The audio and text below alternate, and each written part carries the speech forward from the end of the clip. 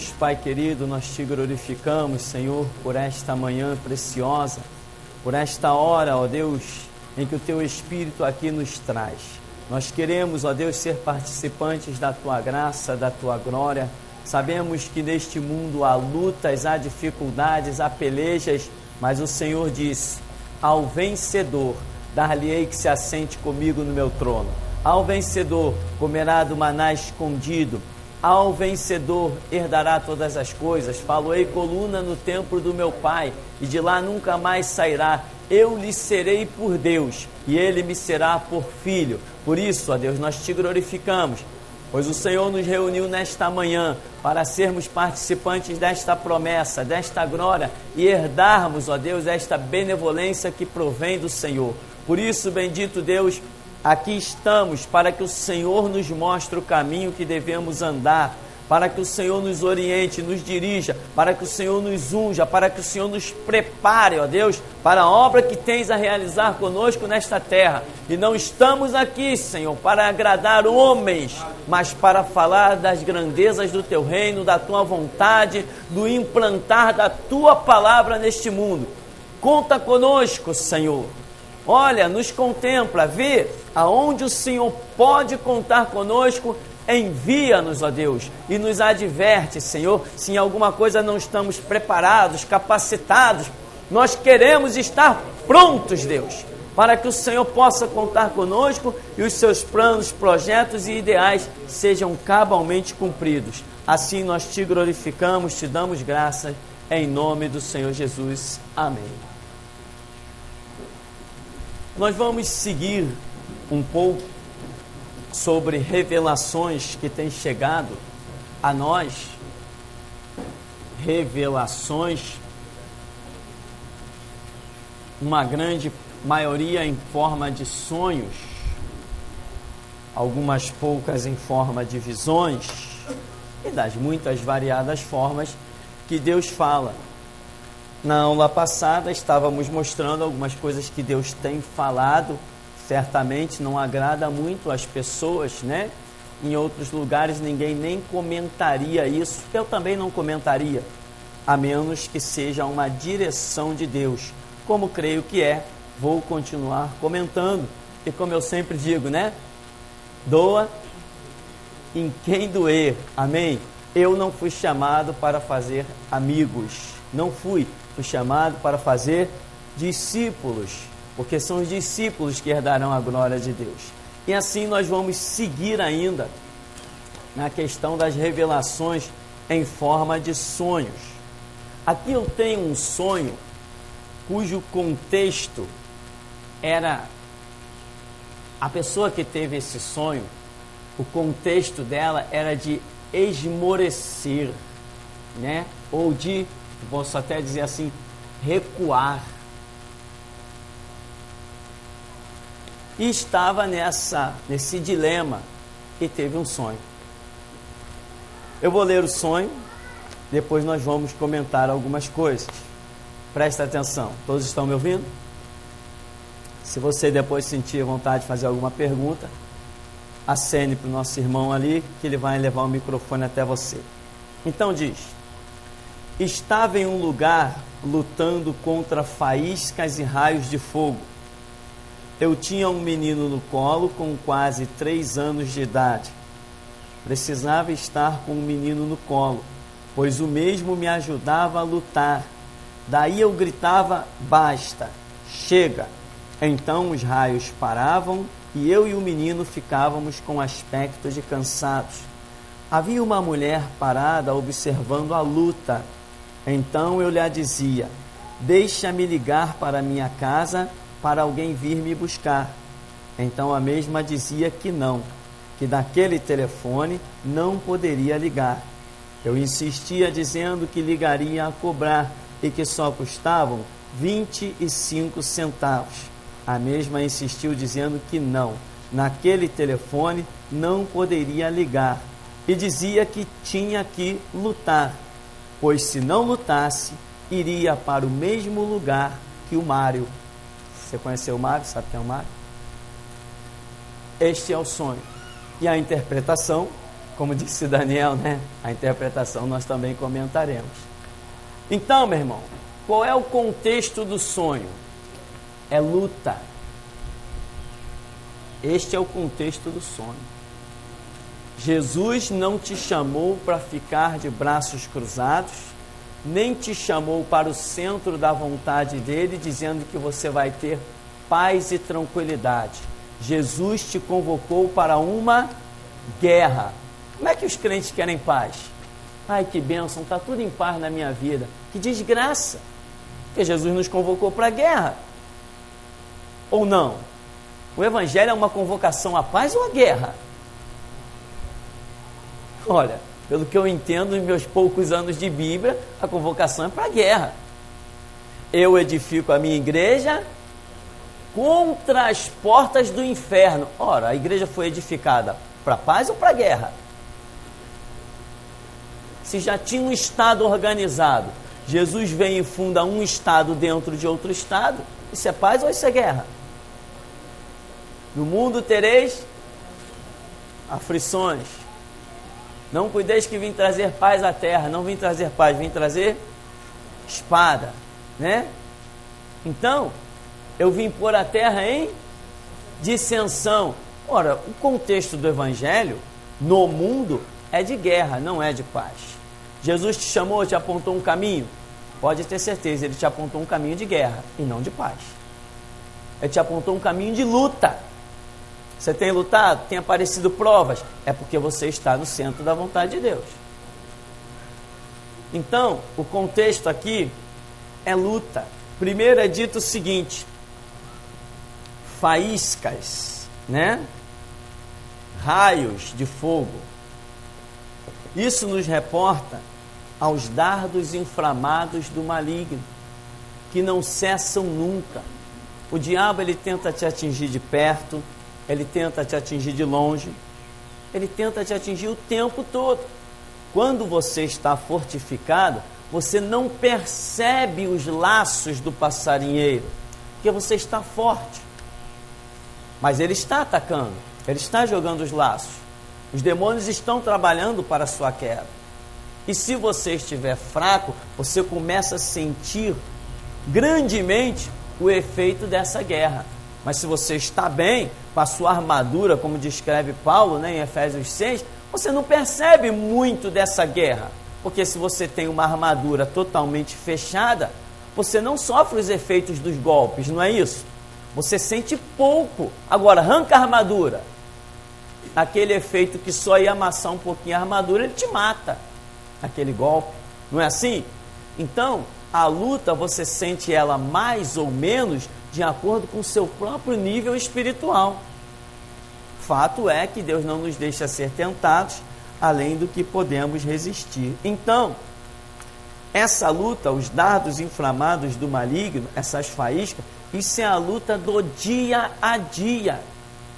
Jesus vai te dizer assim: olha, vai para tal lugar que ali você vai estar no centro da minha vontade. Aí você diz assim: beleza, vou encomendar o suco de laranja, a rede, no centro da vontade de Deus é paz, gozo e alegria. Não. Engano seu. Só chega ao centro da vontade de Deus quem é valente, quem é guerreiro, quem é soldado. E esses ele convoca cada vez mais para a guerra. Ele não precisa desfazer as obras do diabo todo dia. Não precisa envergonhar os falsos mestres. Não precisa pegar o diabo pelo chifre e botar lá embaixo. Então Jesus não te chamou para a paz. Se você é um obreiro aprovado, ele te chama para a guerra. Para todo dia desfazer as obras do diabo.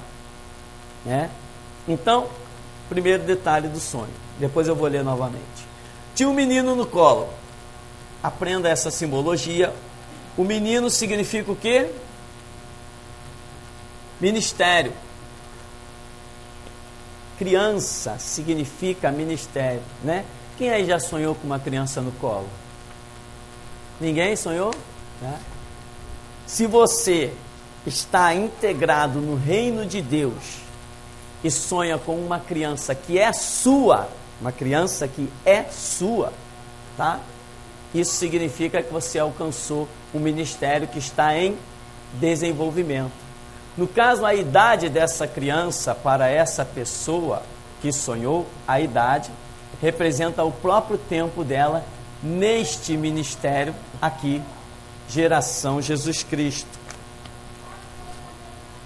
Então, diz, representa o ministério, tinha que estar abraçada com a criança, ou seja, o ministério não pode ser abandonado em nenhum momento. E é o teu ministério que te ajuda a lutar contra o diabo. Quando você está em dificuldade e diz assim, eu não estou mais tendo o mesmo tempo para me dedicar à obra de Deus, eu não estou podendo mais orar como orava, eu não estou podendo ler mais como lia, você está rejeitando o seu ministério, será derrotado. Quando a luta e a prova vem, mais você tem que se agarrar ao seu ministério,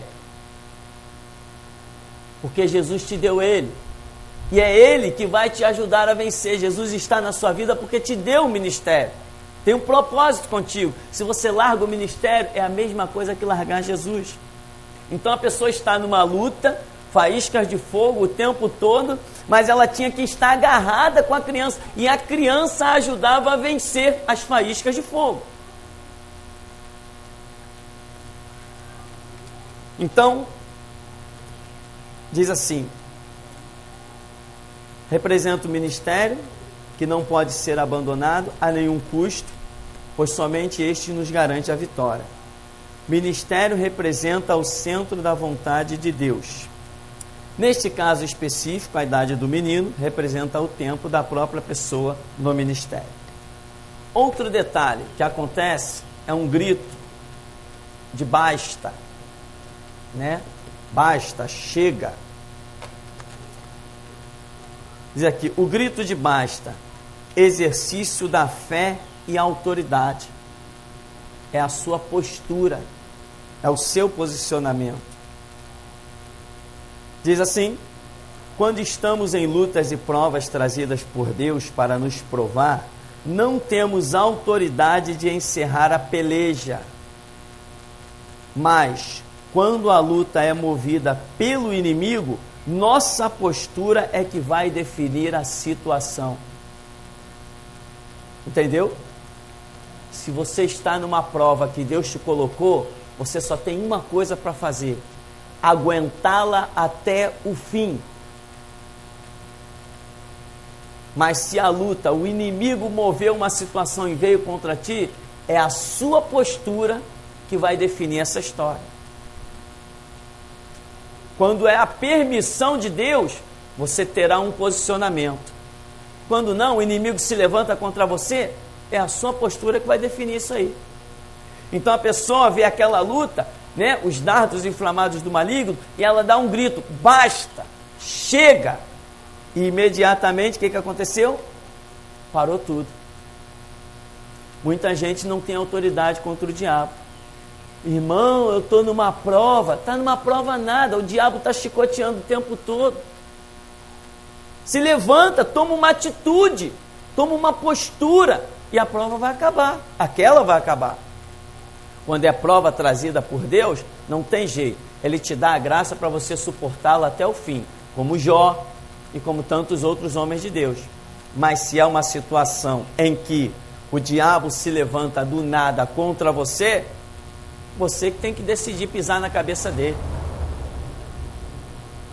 Tem crentes por aí que o diabo passeia dentro da casa deles. Pastor, eu tive uma visão dentro do meu quarto. Pastor, eu vi uma sombra passar da minha cozinha, não sei para onde. Pastor, vai lá orar na minha casa? Vai adiantar eu ir? Eu vou, tá. O diabo vai para a porta, vai lá para a esquina. Eu viro as costas e ele volta. É você que tem que ter a postura, você que tem que ter a posição. Quando você vê o diabo passando, você... Ei, peraí, vem cá, senta aqui. Vamos conversar, demônio. Eu não quero mais te ver aqui dentro da minha casa a partir de hoje. Tá dado o recado? Toma atitude. Ele vai dizer, tá bom, desculpa, não venho mais. Agora, ele está fazendo as arruaças dele, as armadilhas dele, está fazendo o carnaval dele, você está o tempo todo com medo dele. É a sua postura que vai definir certas coisas. Afinal de contas, eis que vos dou poder. para pisar serpentes, escorpiões e toda a força do diabo, e nada vos causará dano algum. Se esse poder foi dado, significa que uma situação virá a existir. E eu vou ter que ter uma postura, eu vou ter que usar esse poder. Então, o grito de basta representa a postura que cada um de nós tem que ter numa situação quando o inimigo se levanta. Diz que ainda existia, depois que havia um basta, tinha um aspecto de cansaço. A pessoa que está lutando, depois que basta, mas ela ficava com os resíduos, os vestígios da batalha, o aspecto de cansaço, ou seja, a nossa luta espiritual, ela reflete também no físico. Por isso, irmão, não faz corpo mole. Está entendendo? Não faz corpo mole. Você está numa guerra e o teu aspecto físico também vai ser exigido nisso aí. Sabe por que Jesus te dá o pão na sua mesa? Para que você tenha uma alimentação saudável, o seu corpo físico esteja bom e preparado para a luta. Porque a nossa luta não é só espiritual, conversa fiada. A nossa luta é física também. Jesus arrebatava Filipe de corpo e tudo, né? Filipe, o evangelista. Mas Paulo, ele mandava viajar, entrar no navio. Não estava contando com o corpo de Paulo? Estava. Deus não conta com o nosso corpo? Conta. Nós, para articularmos palavras, não precisamos da língua, da boca, do aspecto físico. Então, o que acontece? Você tem uma luta que muitas vezes ela te desanima. Não te desanima no espírito, te desanima na carne. Você se sente fatigado, você se sente cansado. Faz parte de uma luta espiritual. Teve uma pessoa que me mandou por e-mail um sonho e ela dizia assim: pastor, foi incrível. A coisa era tão real no sonho que quando eu acordei eu não conseguia levantar os meus braços. De tanto que eu lutei naquele sonho, meus braços estavam doendo. Porque demonstrava uma guerra espiritual da situação. Então, meu irmão, você não é só espírito, é carne também. E todo esse teu ser está incluído na guerra, na batalha. Então, na hora da dificuldade, quando você se sentir cansado, eu não aguento mais, né? Tem gente que diz assim, eu não aguento mais lutar, não. Eu entrego os pontos. Não entrego os pontos, não. Se você entregar os pontos, meu irmão, você não conquista mais nada. Tem que ir até o fim, custe o que custar, doa o que doer. O reino de Deus é para quem? Para os vencedores. Então, o aspecto de cansaço, a nossa batalha compreende também o esforço físico, suor. Não temos ido distribuir aí CDs na porta de várias igrejas? Não temos suado a camisa? Não temos ido? Uns têm ido à noite em vigílias, outros têm ido debaixo de sol, outros têm ido debaixo de chuva. Isso é ou não é um esforço físico? Jesus disse, ide por todo mundo pregar o evangelho. Não estava incluindo o esforço físico? Então aqui nós temos ainda a mulher do sonho que observava, né? Essa mulher representa o ministério, por incidência, o próprio Senhor Jesus, representa o ministério que aguarda o resultado das nossas lutas. E também a voz da igreja verdadeira, que aconselha a buscar apoio nas coisas espirituais. Que a pessoa está na luta e ela diz o quê? Eu vou ligar, telefonar. Quando você usa o telefone, você está esperando um auxílio espiritual ou humano? É Jesus que vai te atender do outro lado? Então você está esperando um auxílio humano. Você quer ouvir uma voz humana. Aí a igreja diz assim, não pode ligar. A mulher que está observando diz, não pode ligar. É o conselho da igreja verdadeira. Você tem que lutar até o fim. Mas eu vou ligar. Não vai ligar. Custa 25 centavos. O 25 é o desfecho da história da igreja, em toda a sua consumação. O 21 é a volta de Jesus, o 25 é o desfecho da história da igreja. Duas situações um pouquinho diferentes aí. Então, custa 25 centavos, ou seja, demonstrando que é uma situação que compreende o fim realmente, a consumação. É isso que é o 25. Então a pessoa diz, eu vou dar uma ligadinha, eu vou ligar. Não, não pode ligar. A igreja, a mulher que observa, tem aconselhado, tem dito, irmão, não pode ligar, não pode recorrer ao braço da carne. Você está numa luta, quem te botou nessa luta é Jesus. Você tem que ligar.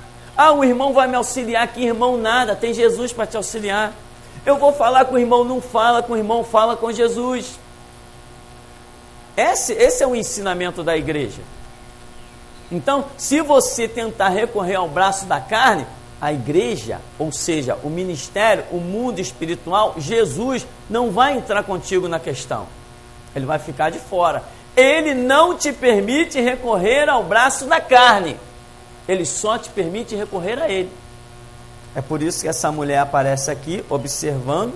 Ela representa ministério, representa a guarda, ela aguarda o resultado das nossas lutas. E também a voz da igreja verdadeira que aconselha a buscar apoio nas coisas espirituais. Esse pedido de ligação quer dizer a busca do auxílio humano, busca do braço da carne, o que você não pode fazer de forma alguma. Nas suas dificuldades você tem que aprender a buscar Deus, e a direção que Ele te der, essa você tem que seguir.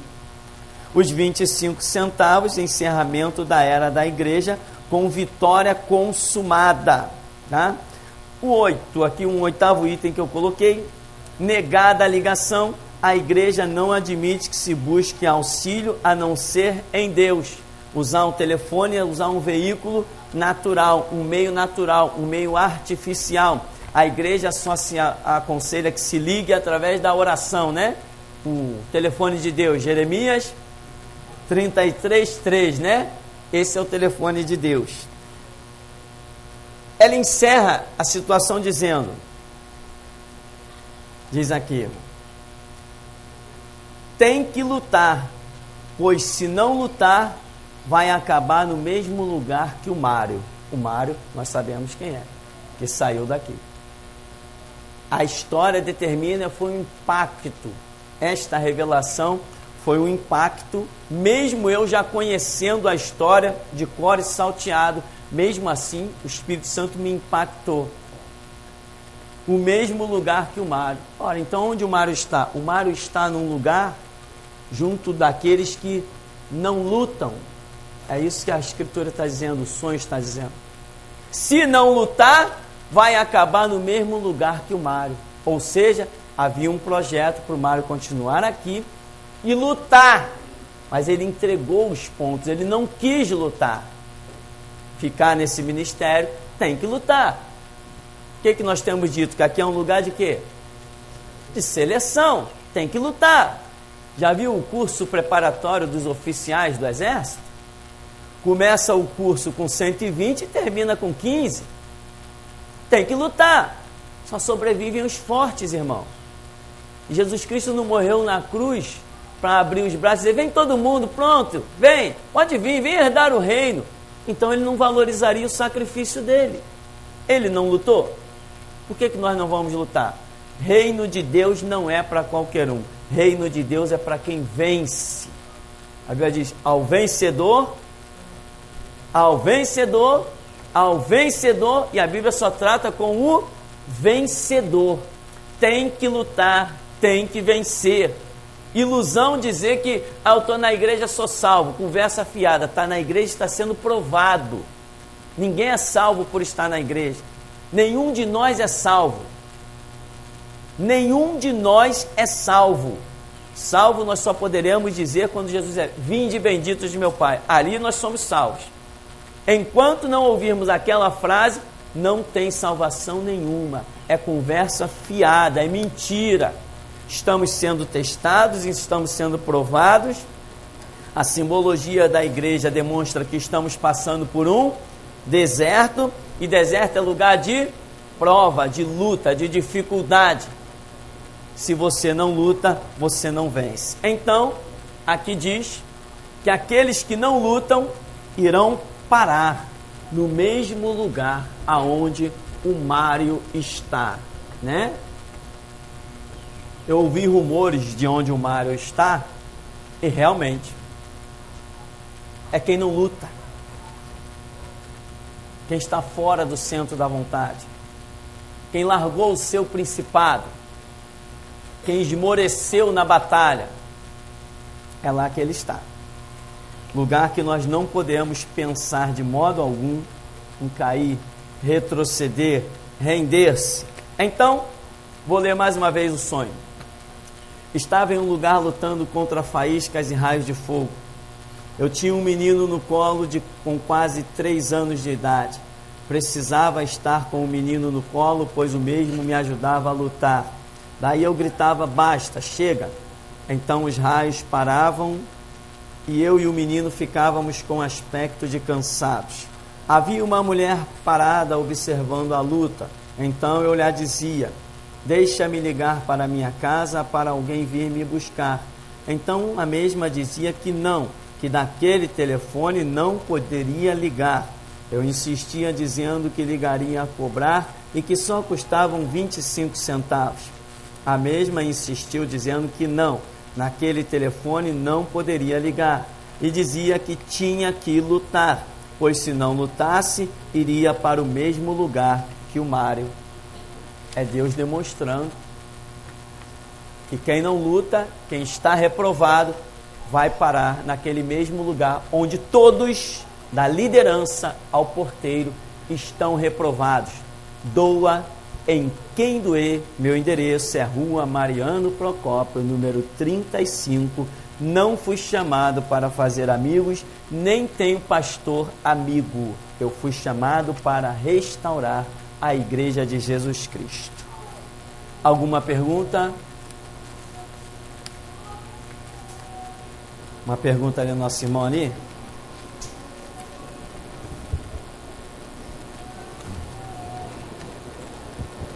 Pirani,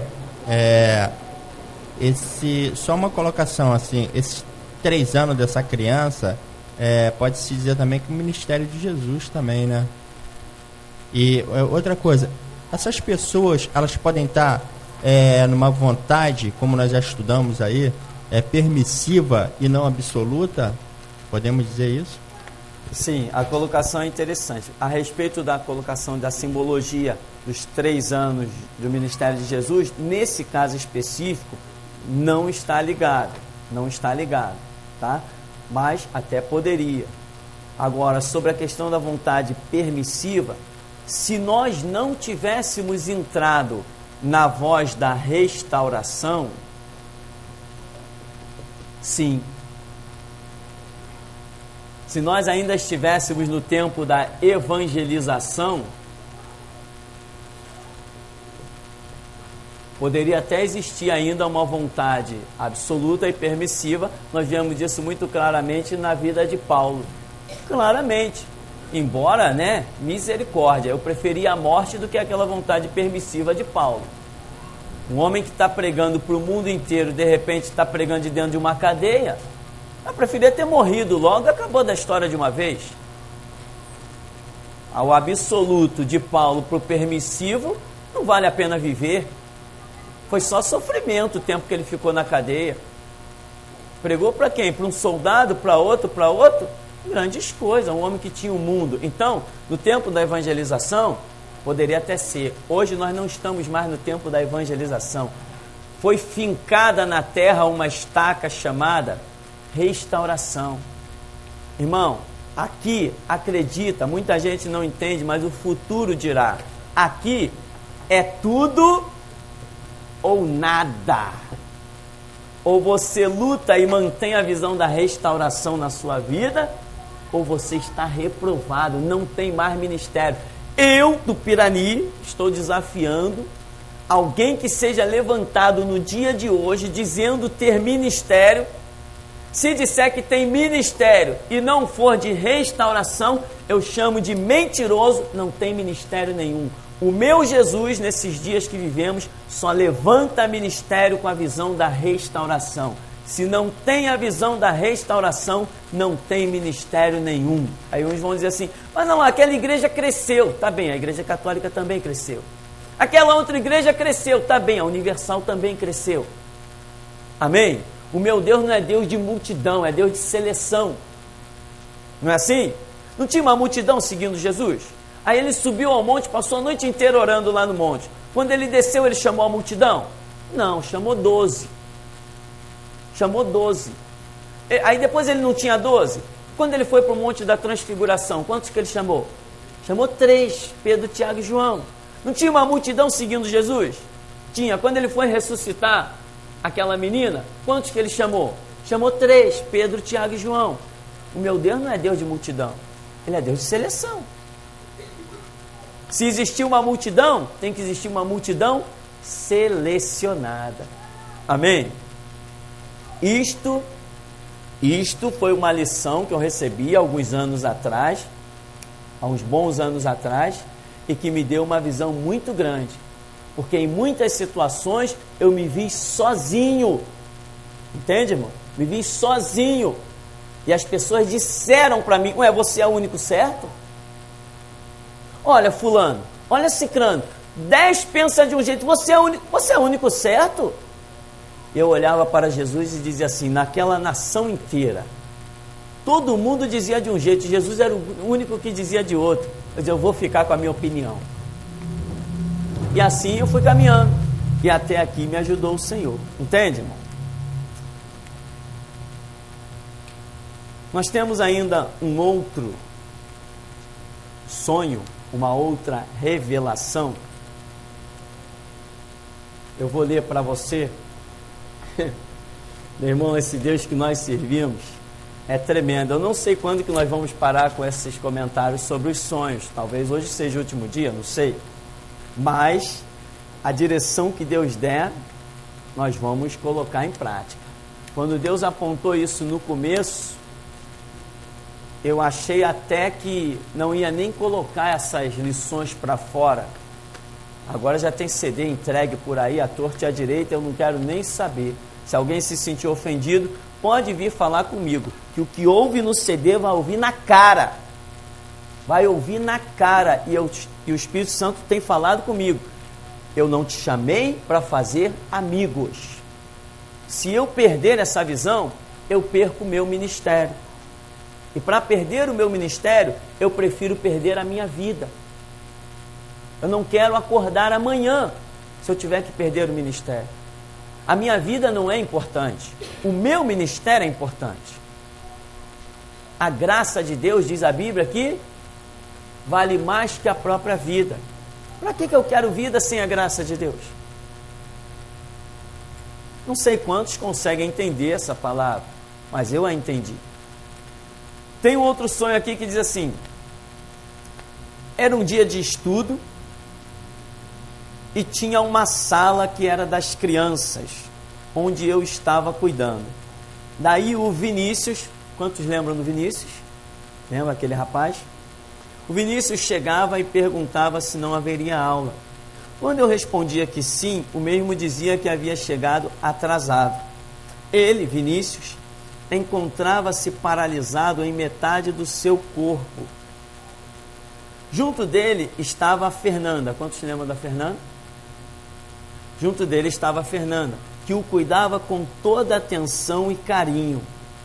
Quando então eu perguntei se ele estava doente, e ele dizia: eu bebi no copo da minha mãe e não podia ter bebido. Quantos lembram da mãe dele? Está aqui. Doa em quem doer. Eu aposto na minha vida, mas cada um que vá para a oração e aposte a sua. Amém? Se Deus assim o revelar. Então, o que Deus está mostrando aqui? Ele chegava, esse rapaz, Vinícius, paralisado, metade do corpo dele. E uma outra pessoa que não consegue mais, até entrou em contato comigo, meio desesperado. Ora por mim, estou querendo ir na igreja, não consigo. Aconteceu tantas coisas. Estou em luta, estou em prova, mas ora por mim, ora por mim. É assim, quando as pessoas caem, começam a mendigar oração. Não é aquela oração que você pede um auxílio, aí irmão, estou aí nessa batalha, tal, ora aí, tal. Não, começa a mendigar a oração. Quer voltar a pisar aqui e não consegue. Pelo menos foi o que disse. Não consegue. Por quê? Houve uma mensagem dada neste ministério em que Deus disse: afastai-vos das tendas de Corá, Datã e Abirão. O Salmo número 1 diz: bem-aventurado que não anda, não se detém no caminho dos pecadores e não se assenta na roda dos escarnecedores. Jesus ainda diz assim: quem comigo não ajunta, espalha. Se nós temos pessoas incluídas nessa situação, Deus quer que você ande com elas? Isso que muita gente que foi contaminada pelo vírus do falso amor não entende quando eu prego. Eu não tenho que andar com quem está fora do plano de Deus. A Bíblia nos adverte: andarão dois juntos se não estiver de acordo? Não posso, irmão. Centro da vontade de Deus é uma coisa muito minuciosa, é um perigo. Você pode sair a qualquer momento. E a Fernanda era demonstrada no sonho que ela cuidava com todo carinho deste que já havia saído. Ou seja, aqui dentro diz uma coisa, mas lá fora está metida com aqueles que estão escarnecendo do ministério que o Senhor Jesus levantou sobre a terra. Vai cair junto com eles.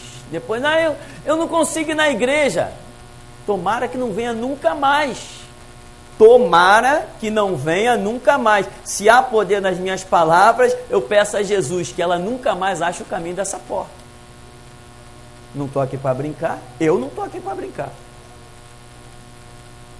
Pastor, isso aí já era. Somos restauradores.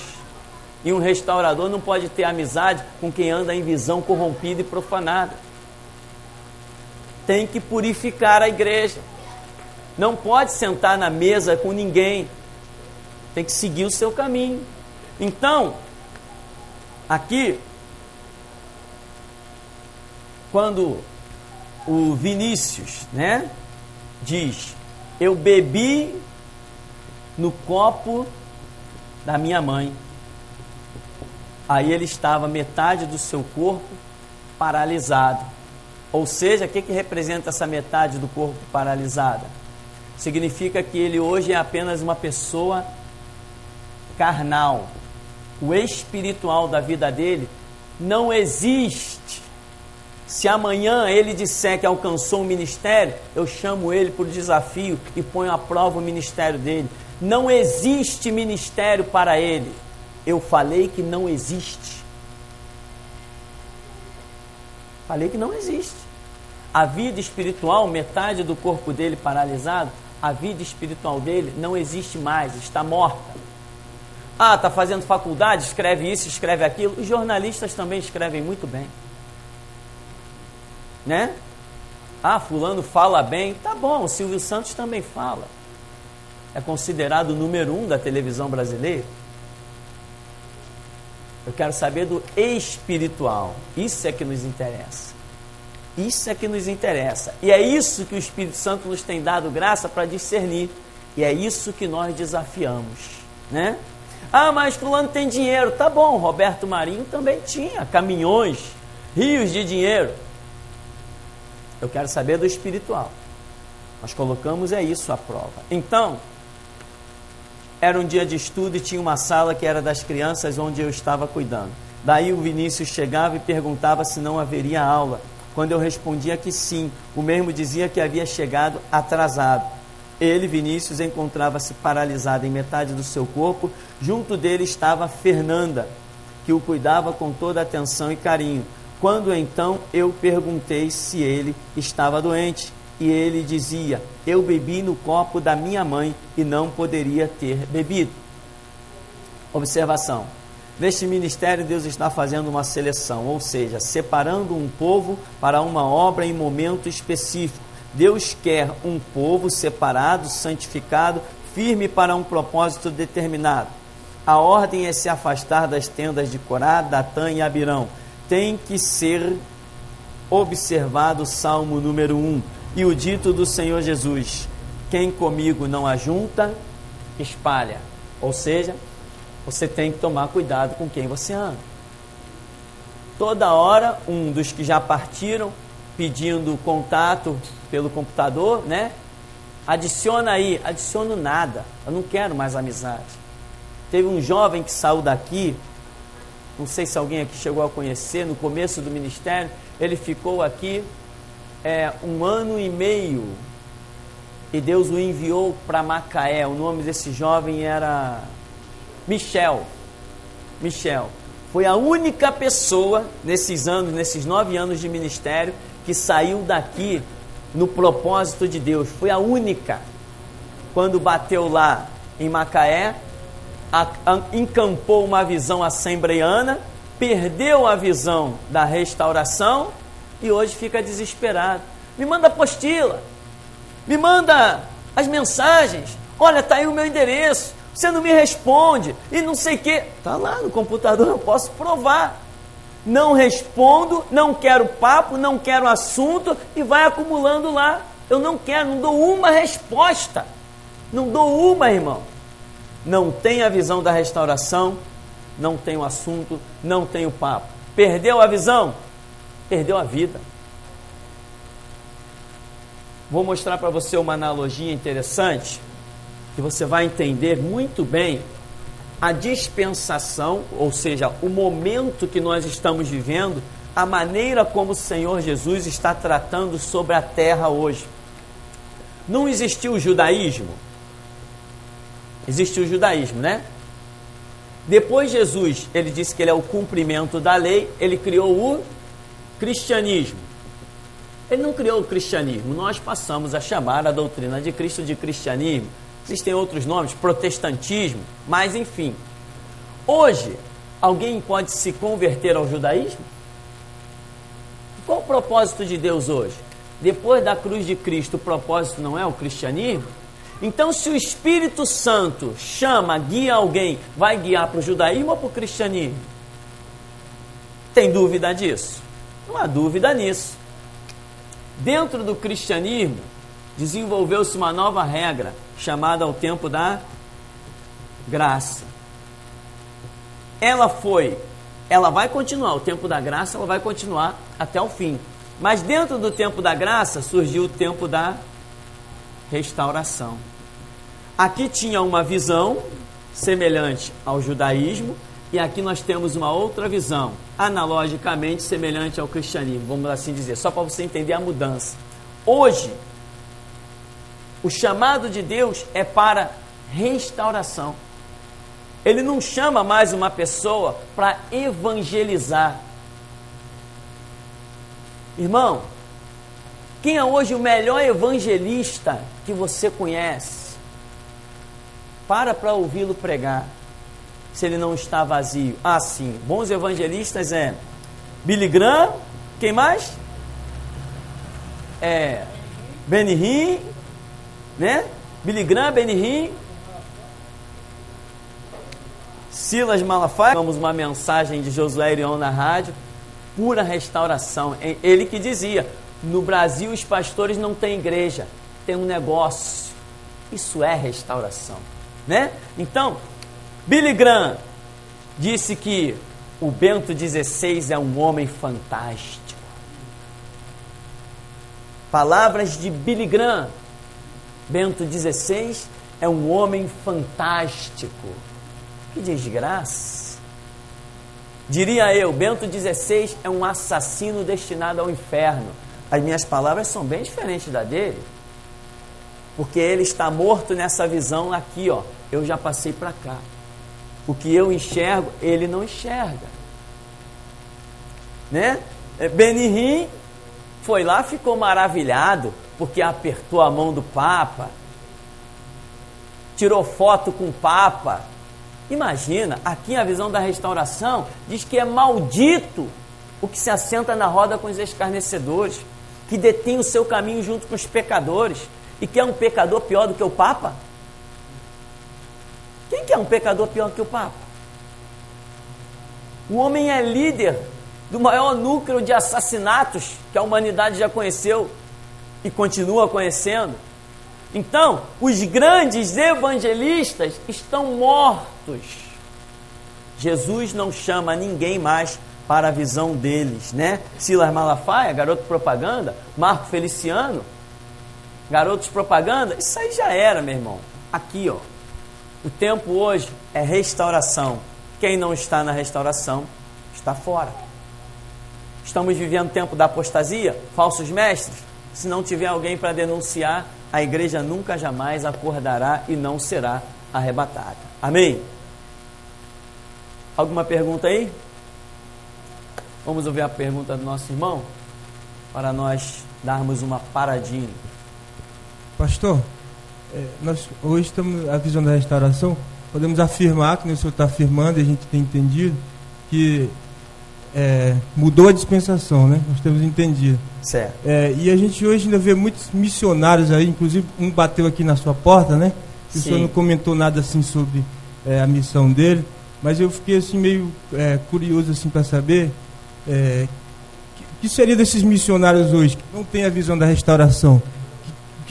Deus estaria contando com eles ainda, já que a dispensação mudou e está fora da restauração? O que acontece que nós temos visto é que muitos têm realmente, a pergunta é interessante, porque não foi nenhum nem dois. Desde que nós começamos o ministério aqui nesse lugar, há 9 anos atrás, o que já bateu de missionário perdido nessas portas aqui, fora do caminho, desencaminhado. Minha família está na rodoviária, não tem nada para dar para os meus filhos. Ora, está entendendo? Cadê a direção de Deus? Inclusive, alguns que chegaram aqui no começo, foi dito para ele, Deus revelou, olha, tu está passando por isso aí porque tu saiu fora do propósito de Deus. Mas o camarada estava aqui, como missionário. Ele vai voltar para a igreja dele, ele vai dizer assim, irmãos, eu passei pelo Rio de Janeiro, eu passei por São Paulo, eu passei pela Bahia, eu passei, passou, eu também, se eu tiver dinheiro, eu ponho dinheiro no bolso e passo por onde eu quiser. Mas ser enviado por Cristo é outra história. Então, meu irmão, sempre teve gente batendo nessa porta desesperada, sem contar os que eu já encontrei no meio da rua. Parece que de propósito, para servir de experiência. Entende? Então, hoje, eles vêm, dizem que foram enviados. Aí, se você for na igreja deles e conhecer o profeta que fala lá, ou o Deus que eles dizem estar falando com eles, você rejeita completamente. Né? Quanta gente aqui, não, a fulana de tal é profeta, falou, eu falei, eu quero conhecer. Uma vez falaram tanto numa mulher, eu falei, é perto, eu quero conhecer. Cheguei lá, era profecia todo dia, mas no dia que eu sentei ali, o Espírito Santo parece que estava com preguiça de falar. É muito fácil profetizar, meu irmão, na frente dos inocentes. Quero ver profetizar na minha frente. Eu creio em profecia. Quero ver profetizar na minha frente. Se não for de Deus, meu irmão, vai passar vergonha.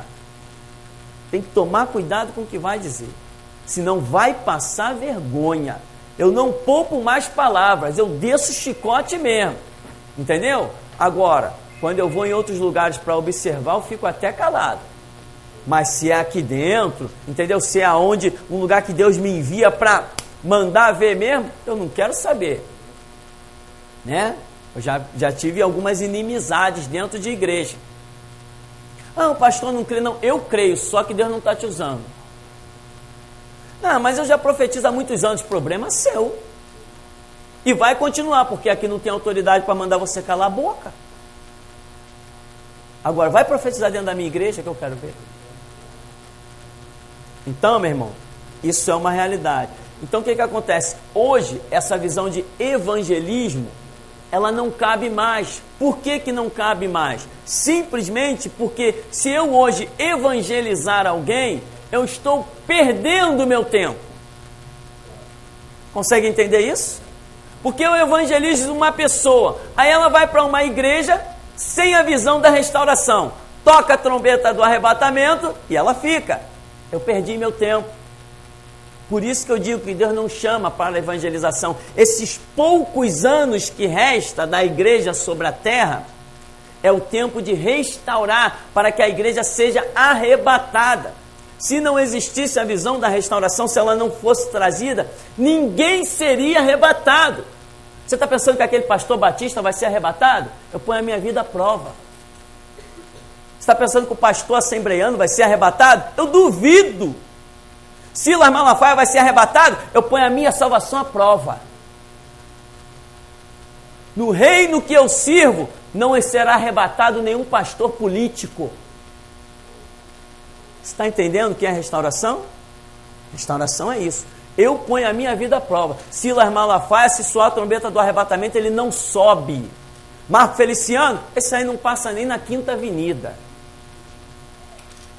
Não passa nem na Quinta Avenida, né? Então, meu irmão, quero que você entenda o seguinte: o chamado de Deus hoje não é para evangelização, porque a evangelização, os que estão com essa visão vão ficar. Só quem estiver restaurado, a igreja restaurada, na plenitude, né? O grito da meia-noite é esse que vai subir. Então você hoje evangeliza alguém com a visão de evangelismo, você está revelando mais uma pessoa sepultada. Agora, se você levar a pessoa já para dentro da visão da restauração, esse tipo de, vamos dizer, de evangelismo com a visão da restauração, esse aí produz salvação. Fora isso, não produz, não. Há 2 semanas atrás, o pastor Silas Malafaia, em rede nacional de televisão, ele declarou que a partir daquela data, qualquer pessoa evangélica ou ímpia que defamasse o nome dele, a honra dele, que caluniasse ele, ia se ver com ele. Aí ele levantou a Constituição e falou que estava amparado pela Constituição, que tinha uma equipe jurídica VIP e que ai daquele que o caluniasse. Pois é, estou morrendo até de medo, irmão. Ó, o que aconteceu? Está mandando um recado para o senhor. Com certeza, com certeza. O advogado do Silas Malafaia me ligou, né? O advogado do Silas Malafaia me ligou. E aquele advogado do Dr. Silas Malafaia, tal, essa história toda, eu falei, tá, eu quero falar a respeito do conteúdo dos CDs que foram distribuídos lá em tal lugar. Eu falei, tá, são milhares. Aí ele falou assim, e também uns folhetos difamando a pessoa do seu Silas Malafaia. Eu falei assim, engano seu, amigo, eu não chamei ele de adúltero, eu não acusei ele de prostituição, a minha luta é contra a pregação, contra a retórica dele que é falsa. Né? Aí ele, não, mas porque você está difamando? Eu falei, olha, eu não vou discutir contigo, a história é simples, aqui não tem juiz, aqui não tem advogado e aqui não existe Constituição, eu sou crente, sigo Bíblia. Uma falou, ué, mas você não respeita a Constituição? Eu falei, não, em absoluto, gênero, número e grau, aqui não existe Constituição, e você me dá licença, boa tarde, porque eu tenho mais o que fazer. Pá, desliguei o telefone na cara dele e já deixei o recado com a minha esposa. Se advogado me ligar, diga que eu estou ocupado. Amém? Daqui para frente, meu irmão, é guerra. E eu glorifico a Deus de ter sido chamado para ela. Amém? Vamos dar uma paradinha em nome de Jesus?